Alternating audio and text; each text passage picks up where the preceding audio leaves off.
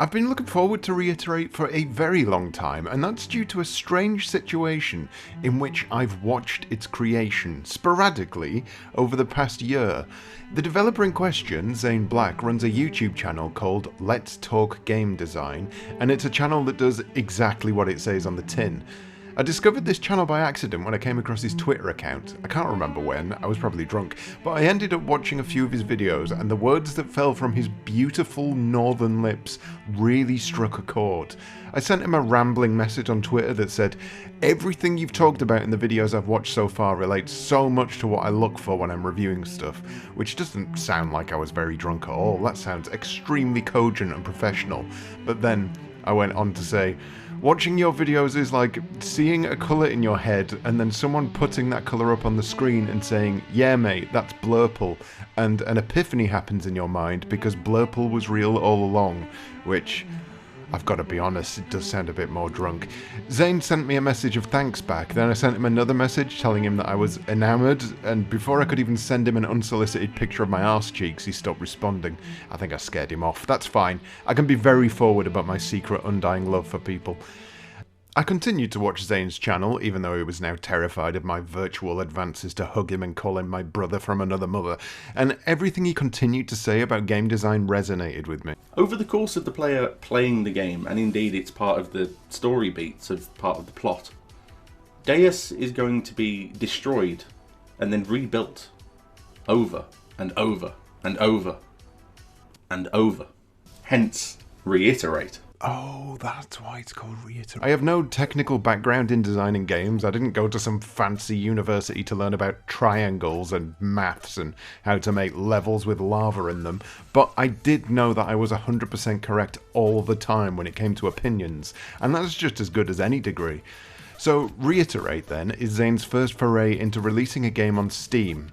Well, technically it's not. They did also agree to push the excellent Quickly Quackly onto Steam on behalf of Pens and Pixels, otherwise known as GXT. I know you're watching this video, and I'm going to hug you too. I have so many hugs to give, I am filled with incessant hugs. ReIterate is a platform game that does not innovate in any way. It is the perfect example of a game that you would see in a police lineup and start to question whether it really was ReIterate who stole your purse.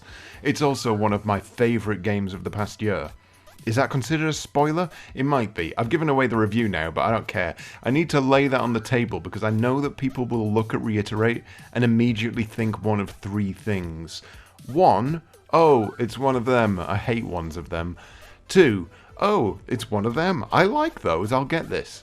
3, oh, it's one of them. I've played enough of those, thanks. If you're in Camp 2, congratulations. You're watching this video because you want to see if the game is as good as everything else in the police lineup, and you've just been given your answer. For those in Camps 1 and 3, you're gonna need some more convincing, so come now. Take my hand, don't worry, I'm not gonna hug you. Yet, I'm going to explain why this game that is exactly like these other games is not like these other games at all, and why I love it enough to make it feel concerned. There we go. Marvellous. This took me 2 days. Not because it's hard, in fact at this point I'm so well versed in my engine that I can get a platformer working in about 30 seconds. No, it took 2 days because I had to tweak variables. Here are my variables.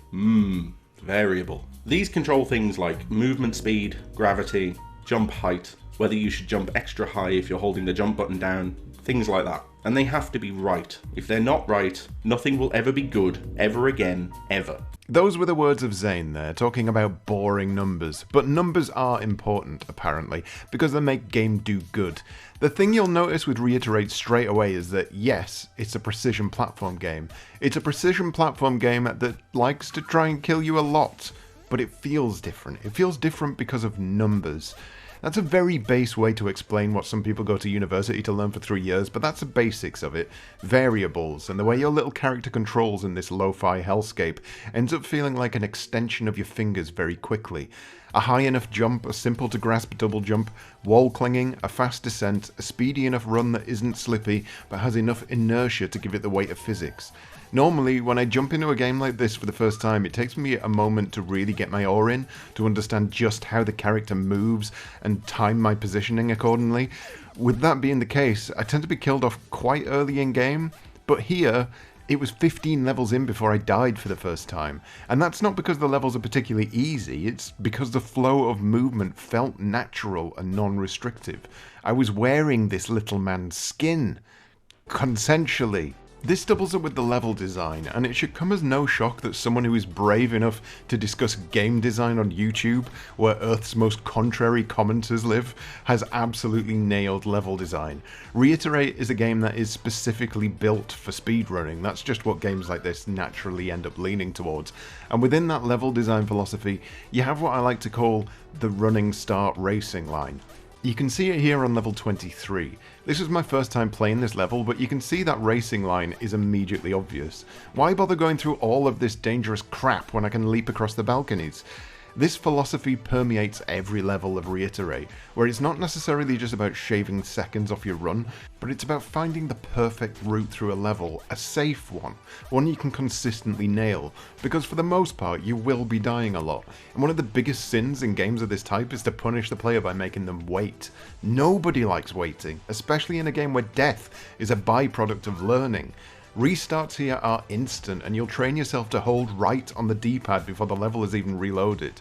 Apart from on levels like this, because Zane knows exactly what you're doing at all times, and he likes to dick you about. That they may take our lives, but they'll never take our...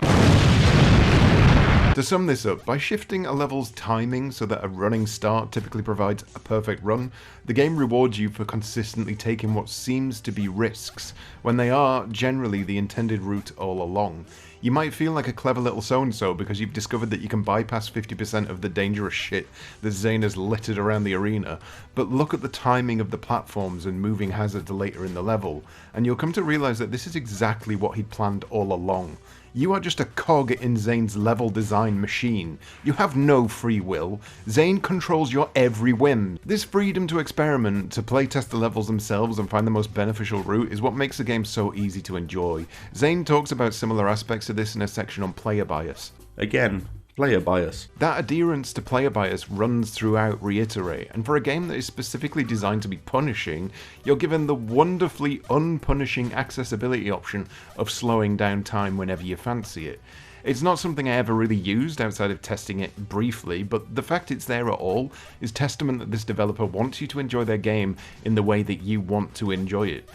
Each set of stages comes with a new addition to deal with, whether it be moving spikes, moving platforms, switches, jump pads, spinning dickheads, horrible swirling shite orcs that chase you down. Each of these is introduced in a safe and sterile environment for you to get used to them before they're joined back up with their murderous brethren as you push further into the game. This means each 5 levels or so throughout the 60 levels on offer can feel like an undulating climb of difficulty, one that gives you a breather to navigate something new and refreshing, before it pushes that new and refreshing thing down your throat with a lot of previous things, making you choke to death. This was a metaphor. 60 odd levels isn't a lot, truth be told. Me being an expert games player of the highest caliber, I had the thing nailed in about 25 minutes first time round, but then I unlocked speedrun mode, and I immediately played through the entire thing again. Then I remembered I'd missed some of the devlog unlockables throughout the game, and just as I was thinking, I wish the level select let you see which levels they were hidden in and which ones you've missed, he went and bloody did it, didn't he? Oh mate, just give me a hug already. On collecting all the devlogs, we unlock black mode. Whew. Boy, oh boy, I may be the best precision platform player in this particular area of the country, but black mode really does ramp things up. It takes what you learned from your fancy happy-go-lucky playtime in the standard game mode, and it throws the world at you. But once again, never strays from that racing line philosophy. This gives me a good opportunity to just straight up show you some of the more difficult levels the game has to offer, as well as let you listen to the absolutely fantastic soundtrack that you'll be hearing throughout.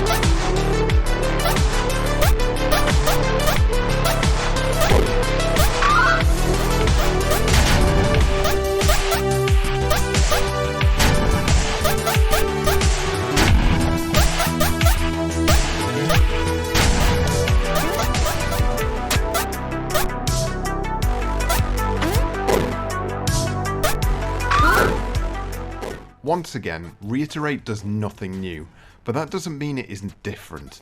Mario Brothers is not the same as Super Meat Boy, is not the same as Love, is not the same as ReIterate, and yet all of these games can, in some sense, be boiled down to running and jumping. ReIterate, much like the channel that spawned it, is a lesson in game design, in keeping the scope small but honing what is there to near perfection. A polished chip of diamond is always greater than a giant turd that won't flush. There are other bits and pieces to mention, the meta commentary of a story, the unlockable cheat menu, the hidden devlogs that are not really that hidden but still are there, but all in all, it's very difficult to pitch any sort of criticism at ReIterate that holds all that much weight. My first would be that the speedrun mode doesn't seem to have any online leaderboards, and I'm not sure if that's something that'll be patched in later, or if it's just not going to happen. If it doesn't happen, I'll just continue to assume that I'm the best player in the world. The short playtime is definitely something that will initially be a worry to some, but consider it this way. After playing through the standard game, playing through the speedrun mode twice, and then completing black mode, I'd put nearly 4 hours into the game. The game is cleverly priced under the £5 mark, and it's a game I'm still going to be coming back to, as I already have been. I want to improve that speedrun time, and then I want to force myself to attempt the black mode speedrun, which I know for a fact is going to make my blood boil and my hands hurt. If it wasn't already clear, I highly recommend this game. I absolutely love it. So let's go back to those 3 camps again, shall we?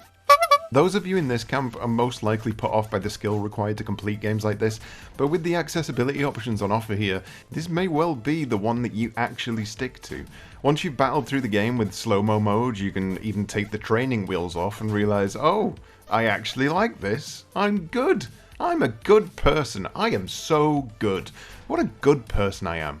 If you want to try your hand at a game like this, something you maybe wouldn't normally pick up, this is a perfect jumping in point. Why are you still here? You already know you're going to buy it. Well, you have and you haven't. The problem with games like these is that they're inherently the easiest type of game to make, and therefore the market is flooded with them. Being easy to make does not necessarily mean that, once made, the end product is automatically good. It takes a certain level of skill, a certain level of knowledge, and a certain level of boring maths to be able to tweak a game to feel as good as this. There's a reason why there are thousands of games like this, but only some float to the top. ReIterate is a floater, but not like a poo. I mean, a floater based on my metaphor where floating is a good thing. Shut up. The best thing is, I've said all these nice things about the game, and I've not even been drunk. So I think that means I can now send Zane a picture of my arse and he has to accept it. And if he doesn't accept my photogenic arse cheeks, I'll be deleting this video and leaving a bad review on Steam. If this video is still here, you'll know he's welcomed my bottom with open arms. Just like you all will eventually. This was not a metaphor.